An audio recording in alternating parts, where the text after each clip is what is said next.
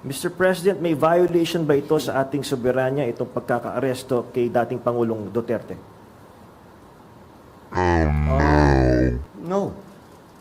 Bakit naman? What? Dahil, consistent naman tayo. Hindi tayo tumutulong sa investigasyon ng ICC. Wala tayong meron tayong contact sa kanila, natural. Pero no, not on an official level. We didn't help them in any way. Stop it. Get some help.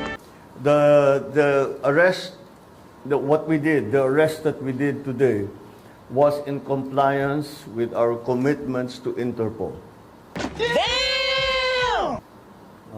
It just so happened that that came from ICC. But it's not because it came from ICC. It's because it came from Interpol. So lumalabas, mas inuuna mo yung commitment mo sa ibang bansa. Eh paano naman yung commitment mo sa taong bayan? Na poprotektahan mo ang soberanya ng ating bansa. Mukhang nabudol mo na naman taong bayan.